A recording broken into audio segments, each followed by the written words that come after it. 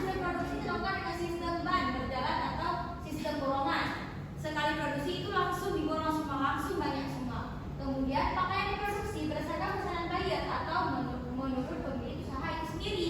Biasanya garmen itu mereka produksi bukan untuk dijual sendiri, akan tetapi ada buyer-buyer yang akan menjadi supplier ataupun yang akan menjadi penjual baju-baju yang telah mereka buat. Kemudian pakaian yang dipesan oleh buyer menggunakan merek buyer tersebut atau menggunakan merek perusahaan sesuai kesepakatan dengan buyer. Jadi tugas orang-orang di garmen itu hanya menjahit ataupun membuat sebuah busana, tidak menjual. Mereka akan menjual kepada orang-orang yang di brand ataupun brand-brand owner lainnya. Alur proses garment. Yang pertama ada proses pendesain. Tadi ketika akan praktek menjahit sesuai dengan standar garment, standar industri, kita akan membuat desain. Setelah membuat desain, setelah fix dengan para buyer ataupun kliennya, barulah dibuat pola.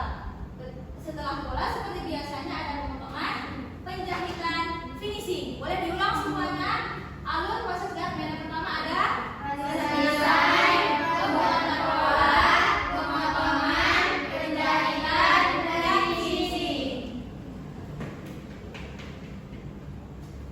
Kemudian proses produksi garment. Tadi Ibu sudah memberikan LKPD.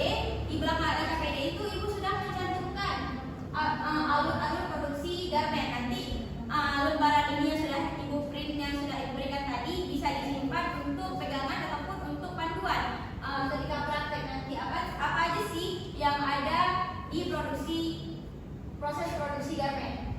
Bisa dilihat jelas semuanya? Dimulai dari pemesanan produk, persiapan, ada persiapan sumber daya manusia, bahan-bahan, permesinan. Sumber daya manusia ini pekerjanya. Kemudian ada desain, sampel room, kemudian ada pengadaan bahan produksi, bahan baku, dan hal ini semua saling bercakupan. Ketika ada satu hal yang hilang, maka produksi bisa dibilang gagal. Nah, sekarang kita akan membagi kelompok untuk memproduksi busana